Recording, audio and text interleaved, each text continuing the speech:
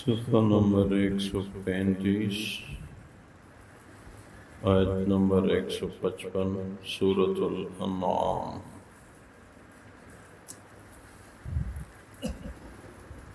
اعوذ باللہ من الشیطان الرجیم، بسم اللہ الرحمن الرحیم۔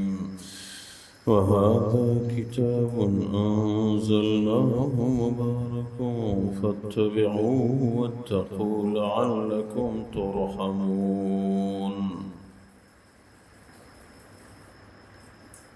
اللہ تبارک و تعالی فرماتے ہیں وَهَذَا كِتَابٌ أَنزَلْنَاهُ مُبَارَكٌ، یہ کتاب قرآن مبارک ہے، اس کو ہم نے نازل کیا۔ فَاتَّبِعُوهُ، اس پہ عمل کرو، وَاتَّقُوا لَعَلَّكُمْ تُرْحَمُونَ، تقوی اختیار کرو تاکہ آپ لوگوں پہ رحم کیا جائے۔ أَن تَقُولُوا إِنَّمَا أُنزِلَ الْكِتَابُ عَلَى طَائِفَتَيْنِ مِنْ قَبْلِنَا، ایسا نہ ہو کہ قیامت کے دن آپ لوگ یہ کہہ دیں کہ ہم سے پہلے دو جماعتوں پہ آسمانی کتاب نازل ہوئی تھی۔ وَإِن كُنَّا عَن دِرَاسَتِهِمْ لَغَافِلِينَ، اور ہم تو ان کتابوں کے پڑھنے پڑھانے سے غافل تھے، نہیں جانتے تھے۔ او تقولوا لو انا انزل علینا الکتاب لکنا اہدی منہم، یا یہ کہیں یہ لوگ قیامت میں کہ اگر ہمارے اوپر کتاب اتاری جاتی تو ہم تو بہت زیادہ ہدایت یافتہ ہوتے۔ قد جاءکم بینۃ من ربکم وہدی ورحمہ، پس تمہارے پاس یہ کتاب واضح دلیل کی شکل میں آ چکی ہے، لوگوں کے رب کی طرف سے یہ ہدایت بھی ہے اور رحمت بھی ہے۔ فمن اظلم ممن کذب بآیات اللہ واصطدف عنہا، کون بڑا ظالم ہے اس آدمی سے جو اللہ کی آیات کو جھٹلائے اور اس سے اعراض کرے۔ سنجزی الذین یصدفون عن آیاتنا سوء العذاب، جلدی ہم بدلہ دیں گے ان لوگوں کو جو ہماری آیات سے اعراض کرتے ہیں برے عذاب کے ساتھ، بما کانوا یصدفون، اس وجہ سے کہ وہ اس کتاب سے اعراض کرنے والے تھے۔ اللہ تبارک و تعالی ان آیات مبارکہ میں قرآن کا ذکر فرماتے ہیں کہ قرآن کریم اہل مکہ والوں کے لیے، پھر تمام اہل عالم کے لیے حضور اقدس صلی اللہ علیہ وسلم پہ نازل کیا گیا، کیونکہ اگر یہ کتاب نازل نہ ہوتی، پچھلی کتابوں کی پیروی کا حکم ہوتا تو اہل مکہ کہہ دیتے کہ وہ پچھلی کتابیں سریانی عبرانی زبان کی تھی، ہم تو عربی بولنے والے ہیں، ہم تو اس کے پڑھنے پڑھانے سے غافل ہیں، ہم کیسے اس شریعت پہ عمل کریں؟ اس وجہ سے یہ کتاب اتاری گئی۔ یا یہ کہ وہ پہلے سے کہا کرتے تھے کہ اگر ہمارے اوپر کتاب اتاری گئی تو ہم سب سے زیادہ کامل ہدایت والے ہوں گے، اور اس کتاب سے اعراض ظلم ہے۔ قرآن اللہ تبارک و تعالی نے ہمیں نصیب فرمایا، اب اس پہ عمل ہو۔ جو آدمی روزانہ کچھ نہ کچھ تلاوت کرتا ہے اس کو قرآن پہ، دین پہ عمل کی توفیق اللہ عنایت فرماتے ہیں۔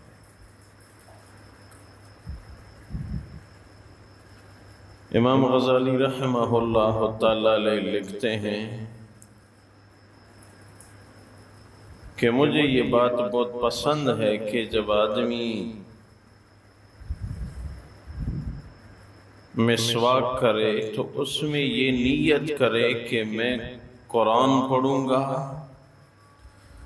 اس کے لیے وہ میرا منہ صاف ستھرا رہے، ذکر کروں گا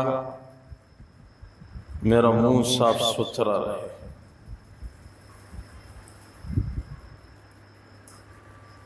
مسواک ایسے عام تو ایک معمولی سا مسنون عمل ہے، لیکن اس کی برکتیں بہت زیادہ ہیں۔ حضور اقدس صلی اللہ علیہ وسلم کی مبارک ذات نے ارشاد فرمایا، جبریل امین جب بھی میرے پاس آئے تو دو باتوں پہ ضرور بضرور تاکید کرتے تھے۔ یہ دو باتیں مجھے ہر دفعہ بتایا کرتے تھے۔ نمبر ایک، اپنی امت کو بتا دو کہ مسواک کرتی رہے۔ نمبر دو، اپنی امت کو بتا دو کہ پڑوسی کے متعلق سخت وعیدات ہیں، پڑوسی کا بہت خیال رکھیں۔ یہ دو باتیں جبریل امین جب بھی میرے پاس آیا کرتے تھے تو ضرور بتایا کرتے تھے۔ اور پھر ارشاد فرمایا، اگر مجھے اپنی امت پہ مشقت کا خوف نہ ہوتا تو میں اپنی امت پہ مسواک کو واجب قرار دیتا کہ مسواک کرنا لازمی ہے، نہ کرے تو وہ گناہگار ہوگا۔ لیکن مشقت کے خوف کی وجہ سے میں نے اس کے وجوب کا حکم نہیں فرمایا۔ اور نمبر دو، مجھے اپنی امت کی مشقت کا حکم نہ ہوتا تو میں کہہ دیتا کہ عشاء کی نماز رات کی تہائی حصے تک مؤخر کرو، اس میں ثواب بہت زیادہ ہے۔ رات کے 3 حصے بناؤ، شام کی اذان سے صبح کی اذان تک پہلا حصہ جو ہے اس کے آخر تک میں وہ عشاء کی نماز کو مؤخر وہ کرا دیتا، مگر یہ ہے کہ امت کے متعلق مجھے خوف ہے کہ کام کاج، ذمہ داری، معیشت، تو پھر دیر تک انتظار کرنے میں امت کو مشقت ہوگی۔ تو دیکھیں، بظاہر تو ہم سمجھتے ہیں کہ مسواک ایک مسنون عمل ہے، بس مسواک ہم نے کی تو بڑی اچھی بات ہے، نہیں ہوئی تو کوئی حرج نہیں۔ اتنی تاکید ہے، جبریل امین جب بھی آئے اسی کا کہا، اور ہمارے نبی نے فرمایا میرا دل چاہتا ہے کہ اس کو واجب قرار دوں، لیکن امت کی مشقت کا خوف ہے۔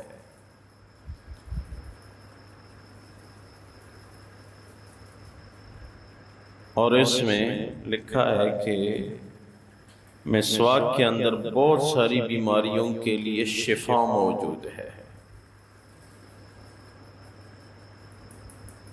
اور مسواک حدیث میں ہے کہ اس سے اللہ کی رضا حاصل ہوتی ہے۔ جو آدمی مسواک زیادہ کرتا ہے اس سے اللہ خوش ہو جاتے ہیں، اللہ کی رضا ملتی ہے۔ اور مسواک کے متعلق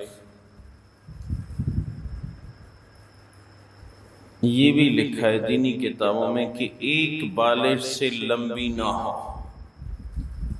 ایک قول یہ بھی ہے کہ اگر مسواک ایک بالغ سے لمبی ہو اس پہ شیطان سوار ہو جاتا ہے، یہ بھی قول ہے۔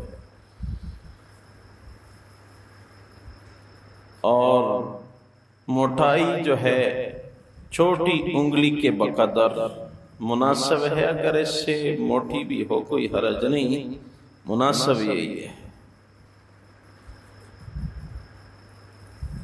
اور مسواک کے پکڑنے کے متعلق شریعت کا طریقہ ذکر ہے کہ یہ چھوٹی انگلی اور موٹی انگلی یہ نیچے سے ہو اور باقی 3 انگلیاں اوپر سے ہو۔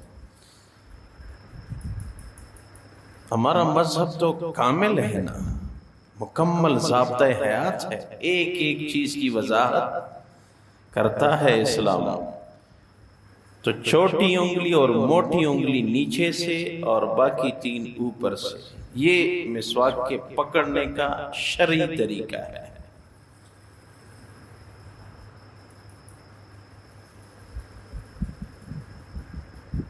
اور یہ بھی لکھا ہے کہ مسواک کو مٹھی کی طرح پکڑ کے نہ کی جائے، ورنہ اس سے پیٹ کے امراض جنم لیتے ہیں۔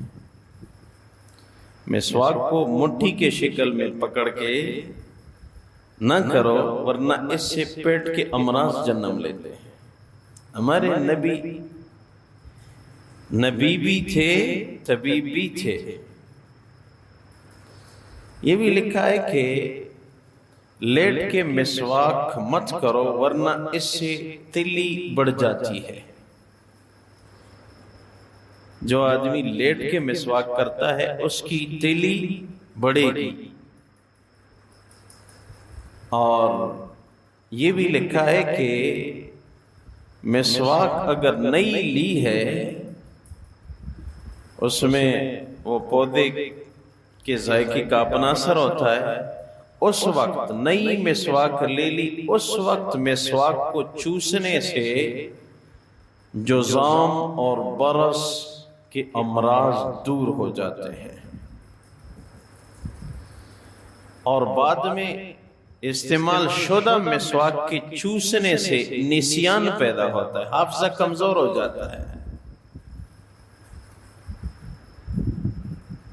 اور یہ بھی دینی کتابوں میں لکھا ہے کہ استعمال شدہ مسواک کے چوسنے سے آنکھوں کی بینائی کمزور ہو جاتی ہے۔ یعنی مسواک جب نئی ہو تو چوسنا ابتدا میں خریدی، چوسنا بہتر ہے۔ ایک دفعہ استعمال ہو گئی، اب اس کا چوسنا ممنوع ہے۔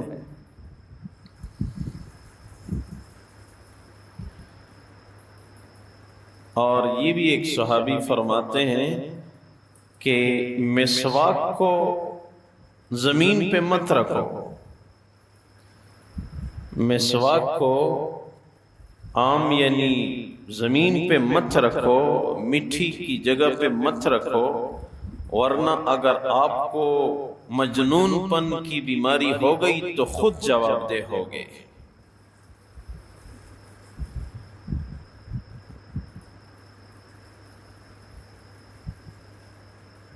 اور مسواک کے متعلق یہ بھی ہے کہ مسواک کو ایسے نہ رکھا جائے کہ بر سائڈ اوپر کی طرف ہو، یہ طریقہ نہیں ہے۔ بر سائڈ نیچے کی طرف ہو، یہ مسواک کو رکھنے کا طریقہ ہے۔ اس میں جراثیم جمع ہو جاتے ہیں، تو بر سائڈ نیچے کی طرف ہو۔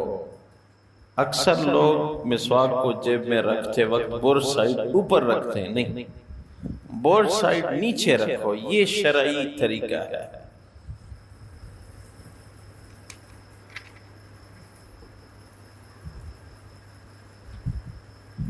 اور یہ بھی لکھا ہے کہ مسواک کو کرنے کا طریقہ کیا ہے، کہ مسواک کو دانتوں کے باہری اوپر دائیں حصے پہ پہلے 3 دفعہ مل لو، اور پھر اسی طرح بائیں جانب، پھر نیچے دانتوں کے باہری حصے پہ 3 دفعہ مل لو دائیں جانب، پھر اسی طرح بائیں جانب، پھر دانتوں کے اندرونی حصے پہ، اور تالو پہ بھی مسواک کرنا شریعت کی کتابوں میں منقول ہے۔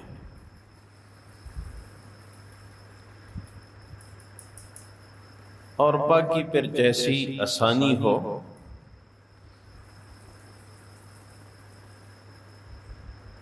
اور مسواک کے متعلق یہ بھی ہے کہ اوپر نیچے کے انداز میں کرنے کے بجائے وہ دائیں بائیں یعنی عارضاً مسواک کرو، طولاً نہ کرو، اس سے مسوڑے خراب ہو جاتے ہیں۔ تو شریعت میں ہر چیز کا اپنا طریقہ ہے اور اس کی اپنی برکت ہوتی ہے، اور مسواک شہادت کی انگلی کی بقدر رہ جائے تو پھر اس کو استعمال مت کرو۔ ہمارے نبی نے منع فرمایا ہے۔ وہ ایک انگریز ڈاکٹر کے متعلق لکھا ہے کہ اس نے اس میں تحقیق کی کہ ان کے نبی نے مسواک کا حکم دیا ہے، ایک بالش ہو پھر ایک انگلی کے بقدر رہ جائے، اب استعمال مت کرو، اب اس پہ کیا کرو، یہ زمین میں دفن کرو، زمین میں دفن کرو۔ جس طرح ناخن تراشیں اس کو بھی دفنانا چاہیے، یا کسی ایسی جگہ جہاں پہ پاؤں نہ لگیں، بے ادبی کا خطرہ نہ ہو، تو مسواک کو بھی دفنانا چاہیے۔ تو اس نے اس مسواک پہ تحقیق کی، تو باریک عدسوں کی تحقیق سے معلوم ہوا کہ شہادت کی انگلی کے بقدر مسواک پوری کی پوری جراثیم سے بھر چکی تھی، اور اس مقدار سے اوپر کی مسواک میں جو مقدار تھوڑی سی زیادہ تھی، اس میں جراثیم کا وجود نہیں تھا۔ کیسی حکیمانہ زندگی گزاری ہمارے نبی نے، کیسی ہماری تربیت کی۔ اب دیکھیں ان باتوں کا اگر غور سے مطالعہ کیا جائے تو ہمیں اپنے دین کا علم ہے نہیں۔ آج ہر مسلمان کہتا ہے مجھے تو اپنے دین کا کامل علم ہے، کدھر ہے کسی کو علم؟ نماز کے اندر مشہور مسائل کی تعداد بھی 1000 سے زائد ہے،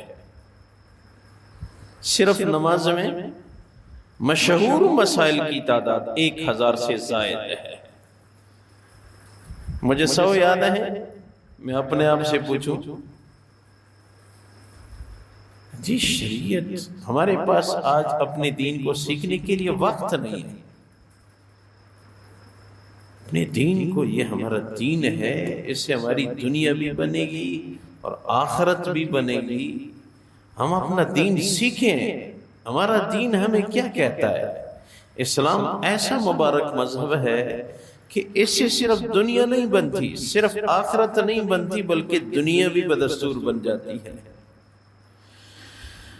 بہرحال بات قرآن کریم کی تلاوت سے آگے بڑھی تو اللہ تبارک و تعالی قرآن کے متعلق فرماتے ہیں وَهَذَا كِتَابٌ أَنزَلْنَاهُ مُبَارَكٌ فَاتَّبِعُوهُ، یہ قرآن اس کو ہم نے نازل کیا، یہ مبارک کتاب ہے، اس پہ عمل کرو، وَاتَّقُوا لَعَلَّكُمْ تُرْحَمُونَ، تقوی اختیار کرے انسان تاکہ اس پہ رحم کیا جائے۔ ان تقولوا انما انزل الكتاب على طائفتين من قبلنا، اس وجہ سے بھی یہ قرآن نازل کیا اللہ نے کہ مشرکین مکہ کہتے تھے کہ آسمانی کتاب سے ہم سے پہلے 2 جماعتوں یہود و نصارہ پہ نازل ہوئی تھی۔ وَإِن كُنَّا عَن دِرَاسَتِهِمْ لَغَافِلِينَ، ہم تو اس کے پڑھنے پڑھانے سے غافل تھے، قاصر تھے، کیسے ہم اس دین پہ عمل کر لیتے۔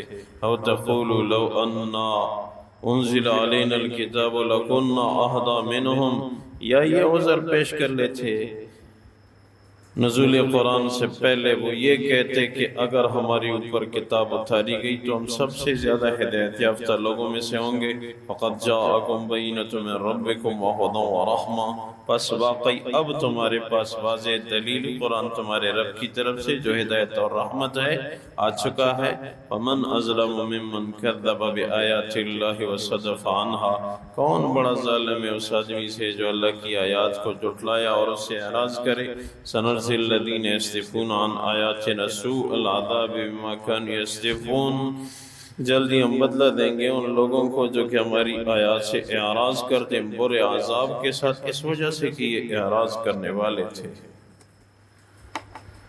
اللہ اپنی بارگاہ میں قبول فرمایا، اللہ شریعت کے ایک حکم پہ عمل کی توفیق نصیب فرما، برکتوں کا نزول فرما، ہم سب کی مغفرت فرما، ہماری نصرت فرما۔